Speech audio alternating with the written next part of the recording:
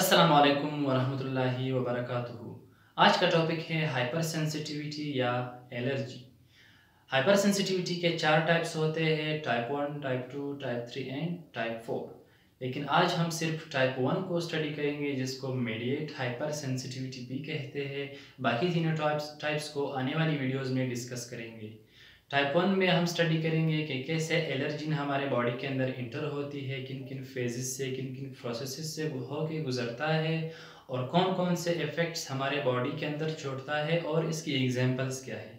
मगर उससे पहले अगर आपने मेरे चैनल को अभी तक सब्सक्राइब नहीं किया है तो आप मेरे चैनल को सब्सक्राइब करें और साथ ही साथ बेल वाले आइकन पर लाजमी क्लिक करें ताकि मेरी तमाम आने वाली वीडियोज़ की अपडेट्स आपको मिलती रहे। तो आइए सबसे पहले डिफाइन करते हैं कि हाइपर सेंसिटिविटी को क्या कहते हैं, इसकी डेफिनेशन क्या है। हाइपर सेंसिटिविटी, इसको हम एलर्जी भी कहते हैं। एलर्जी के नाम से अक्सर लोग इसको जानते हैं, मगर हाइपर सेंसिटिविटी के नाम से अक्सर लोग इसको नहीं जानते। इसको हाइपर सेंसिटिविटी भी कहते हैं, दूसरा नाम इसका है एलर्जी। सो आइए इसको डिफाइन करते हैं। इसकी डेफिनेशन क्या है, डीएफ से मैंने शॉर्ट फॉर्म लिखा है।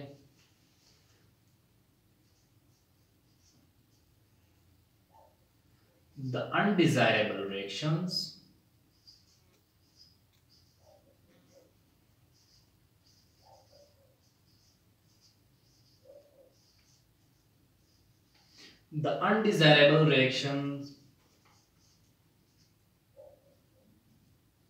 produced or shown by normal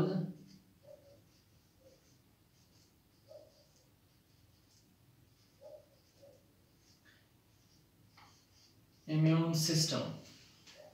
The undesirable reactions produced or shown by normal immune system, यानी कि अनडिजायरेबल रिएक्शंस यानी वो रिएक्शंस जो हमारे बॉडी में नॉर्मल तौर पर मौजूद नहीं होते, यानी रोज़मर्रा की बुनियाद पर हमारे बॉडी के अंदर वो रिएक्शंस नहीं होते, यानी हमारे बॉडी के डिज़ायर के खिलाफ होते हैं। वो रिएक्शंस जब नॉर्मल इम्यून सिस्टम शो करता है तो इस रिएक्शंस को या फिर उस इफेक्ट्स को एलर्जी या फिर हाइपर सेंसिटिविटी कहते हैं। तो आइए दोस्तों स्टार्ट करते हैं आज का हमारा टाइप 1, जिसको हम मीडिएट हाइपर सेंसिटिविटी भी कहते हैं। आज हम सिर्फ टाइप 1 को स्टडी करेंगे। टाइप 2, टाइप 3 और टाइप 4 को हम आने वाली वीडियोस में डिस्कस करेंगे। इसको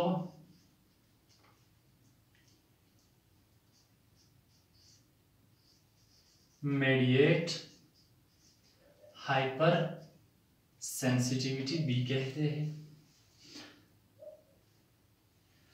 मीडिएट हाइपर सेंसिटिविटी हमारे बॉडी के अंदर 4 तरीकों से इंटर होती है।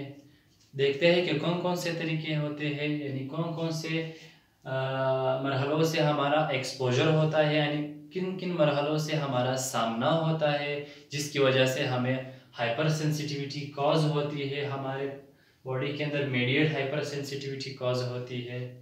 सबसे पहले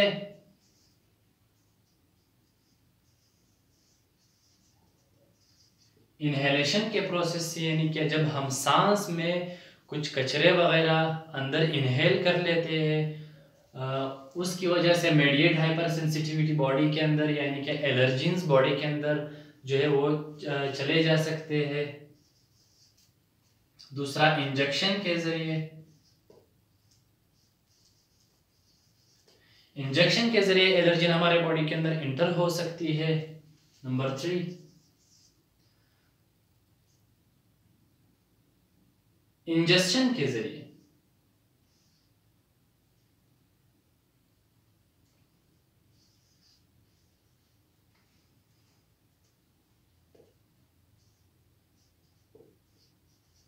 यानी कि थ्रू माउथ, मुंह के जरिए जो कचरे यानी कि जो एलर्जिन्स हमारे बॉडी के अंदर जाते हैं उस प्रोसेस को इंजेक्शन कहते हैं। इंजेक्शन के प्रोसेस से मीडिएट हाइपर सेंसिटिविटी कॉज हो सकती है। और नंबर 4, डायरेक्ट कंटेक्ट की वजह से, from direct contact.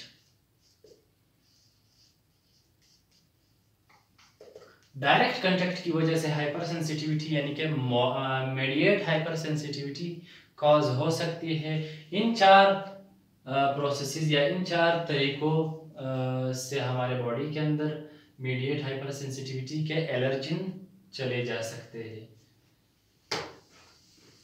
Mediate hyper sensitivity के दो फेजेस होती है। नंबर फर्स्ट फेज है sensitising phase and number second phase है इफेक्टर फेज। तो आइए सिलसिलावार स्टडी करते हैं। सबसे पहले सेंसिटाइजिंग फेज और बाद में इफेक्टर फेज, और बाद में इसके एग्जांपल्स भी देखेंगे कि कौन कौन से एग्जांपल मीडिएट हाइपर सेंसिटिविटी के मौजूद है आम खास तौर पर। तो सबसे पहले स्टार्ट करते हैं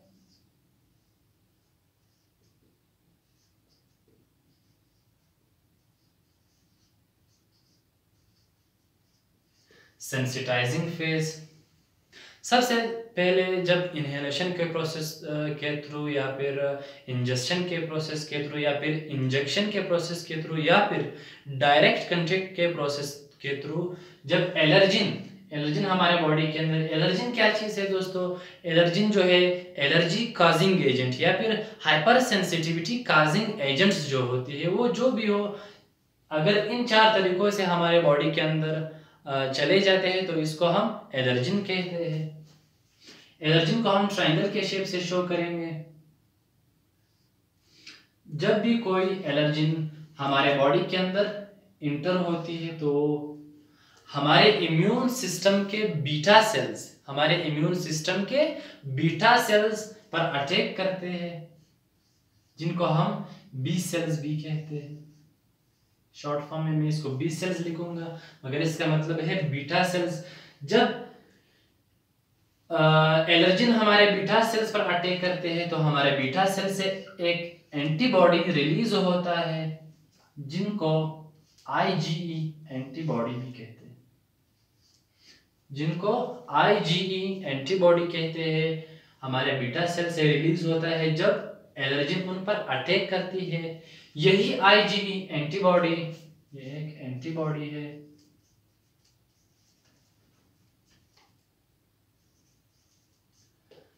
एंटीजन एंटीबॉडी हमारे ब्लड में सबसे पहले मास्ट सेल्स या फिर बेसोफिल सेल्स, या तो मास्ट सेल्स पर या बेसोफिल सेल्स पर अटैक करती है। मास्ट सेल का स्ट्रक्चर जान लेते हैं। मास्ट सेल या फिर बेसोफिल सेल पर अटैक करती है।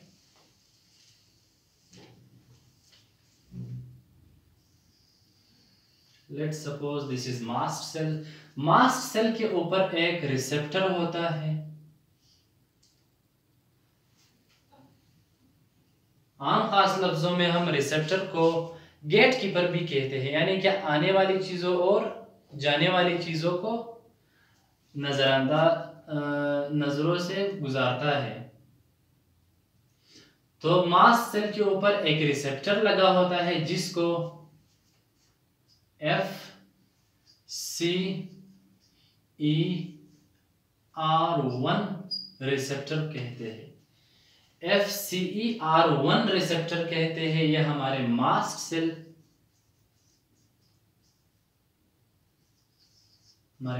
सेल्स पर अटैच होती है। वही आईजीई एंटीबॉडी आकर इस रिसेप्टर पर अटैच हो जाती है। वही एंटीबॉडी आकर इस मास्ट सेल के रिसेप्टर पर अटैच होती है। इस जगह पर सेंसिटाइजिंग फेज खत्म होती है, यानी कि इस मास्ट सेल को सेंसिटाइज करती है। जैसे ही आईजीई एंटीबॉडीज रिसेप्टर के साथ अटैच होती है तो इस मास्ट सेल को सेंसिटाइज करती है और यहीं पर सेंसिटाइजिंग फेज खत्म होता है। So let's start the effector phase. दूसरा फेज जिसको इफेक्टर फेज भी कहते हैं। इस फेज में होता क्या है? यह फेज तभी होगा जब जब वही एलर्जिन दोबारा हमारे बॉडी के अंदर इंटर होगा तब ही यही फेज होगा। अगर वही एलर्जिन हमारे बॉडी के अंदर दोबारा इंटर नहीं हुआ तो ये फेज नहीं होगा। तो देखते हैं सबसे पहले इस फेज में जब वही एलर्जिन हमारे बॉडी के अंदर इंटर होता है तो वो बीटा सेल्स में नहीं जाता, आईजीई एंटीबॉडीज प्रोड्यूस नहीं करता, वो डायरेक्ट जाकर मास्ट सेल पर अटैक कर लेता है, क्योंकि इसकी मेमोरी बनी होती है कि यानी उसने सारा रास्ता जो है वो बनाया होता है, वो डायरेक्ट जाकर मास्ट सेल पर अटैक करना है, उन्होंने मेमोरी बना ली होती है। तो ये एलर्जिन डायरेक्ट जाकर मास्ट सेल पर, जहां पर रिसेप्टर के साथ आईजीई एंटीबॉडी भी अटैच हुई थी और ये सेल सेंसिटाइज भी हुआ था, तो ये एलर्जिन यहां पर इसके साथ आकर अटैच हो जाएगा। ये एंटीबॉडी अटैच हुई थी और ये एलर्जिन जिसको हम एंटीजन भी कहते हैं, इस एलर्जिन को हम एंटीजन भी कहते हैं। और एंटीजन जो है हमें पता है कि वो डायरेक्ट एंटीबॉडीज के पास जाता है, एंटीजन डायरेक्ट एंटीबॉडीज के पास जाता है और ये एंटीबॉडीज यहाँ पर FcER1 रिसेप्टर के साथ अटैच हुई थी मास्ट सेल के ऊपर। ये मास्ट सेल है, तो ये एंटीजन, ये एलर्जिन आकर मास्ट सेल के साथ अटैच हो जाता है और एक कॉम्प्लेक्स बना लेता है। इस कॉम्प्लेक्स को कहते हैं एंटीजन एंटीबॉडीज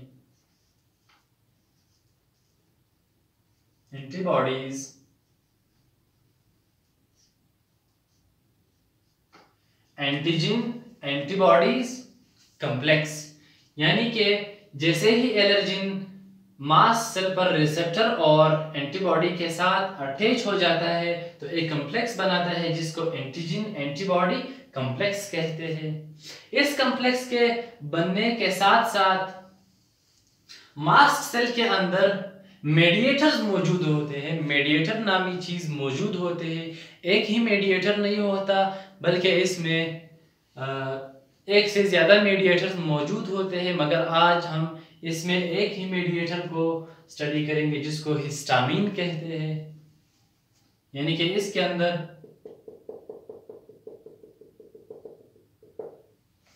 एक से ज्यादा की तादाद में मेडिएटर्स मौजूद होते हैं, मगर एंटीजन या फिर एलर्जिन के अटैच होने से, कॉम्प्लेक्स बनने से सिर्फ एक ही मेडिएटर रिलीज होगा जिसको हिस्टामीन कहते हैं। मास्ट सेल से हिस्टामीन मेडिएटर, यहाँ पर मेडिएटर का काम करता है हिस्टामीन। हिस्टामीन रिलीज हो जाता है। अब देखिए ट्रिक तो यहाँ पे है इफेक्टर फेज का। जैसे ही हिस्टामीन कॉम्प्लेक्स बनने से मास्ट सेल से रिलीज होता है तो ये हमारे बॉडी में इफेक्ट्स जो है वो शो करना जो है वो स्टार्ट कर देता है। हमारे बॉडी के अंदर जो है वो इफेक्ट होना शुरू हो जाती है। कौन कौन से इफेक्ट शो करते हैं? नंबर फर्स्ट इसका इफेक्ट क्या है? Capillaries dilation. Capillaries dilation cause करता है, यानी कि कैपिलरीज को वास्ट करना, यानी इसको बड़ा करना स्टार्ट हो जाता है। यानी हिस्टामीन जो है हमारे कैपिलरीज को बड़ा करना जो है वो शुरू कर देता है। दूसरा इसका इफेक्ट हमारे बॉडी के अंदर कौन सा इफेक्ट जो है वो शो होता है?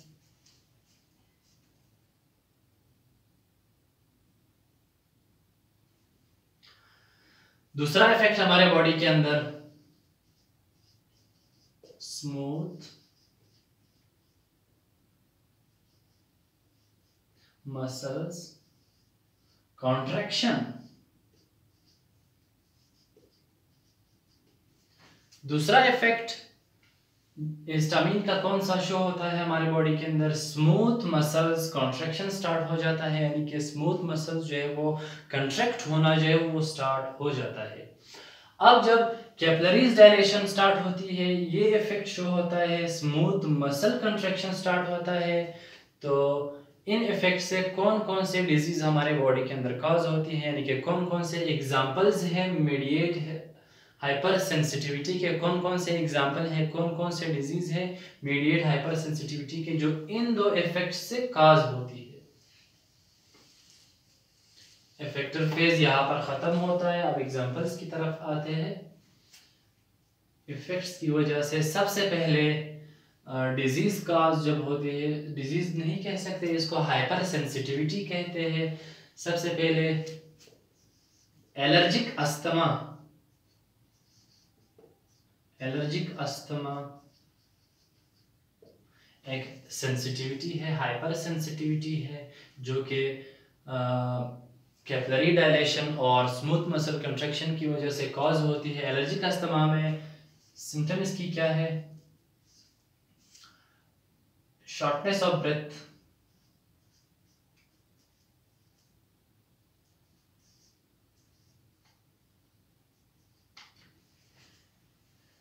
यानी सांस लेने में मुश्किल पैदा हो रही होती है। एलर्जिक अस्थमा में शॉर्टनेस ऑफ ब्रेथ, सांस लेने में मुश्किल होती है।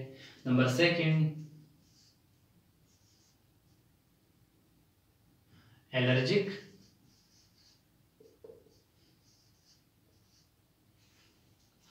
कंजंक्टिविटिस,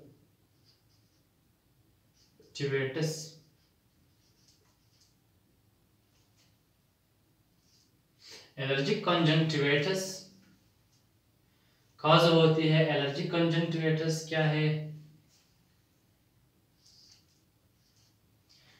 इसमें knows conjunction,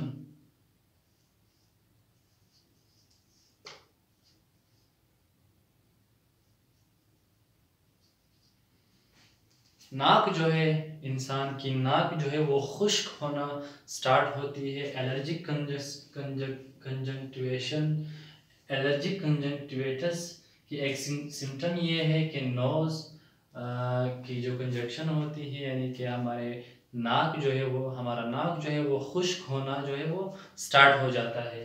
number third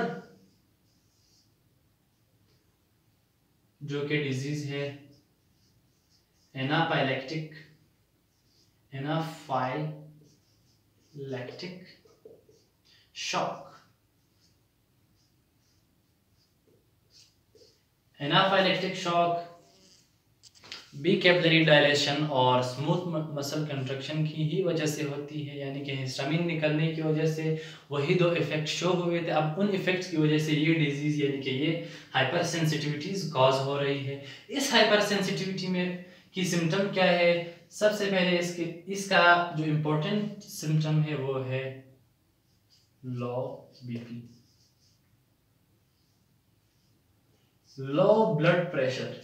blood pressure क्यों लो होता है, ब्लड प्रेशर इसलिए लो होता है कि जब हमारी कैपिलरी की डायलेशन होती है, हमारी कैपिलरीज की डायलेशन होती है, तो इंसान का ब्लड प्रेशर जो है वो लो होना स्टार्ट हो जाता है, क्योंकि खून की जो है वो कमी हो जाती है। ब्लड वेसल्स यानी कि ब्लड कैपिलरीज जो है वो वास्ट हो जाती है और ज़्यादा ब्लड गिरती है, जिसकी वजह से लो ब्लड प्रेशर जो है वो कॉज होता है। इसका एक और सिम्टम नोजिया भी है, वोमिटिंग भी इसके सिम्टम है, and there are so many symptoms it contain।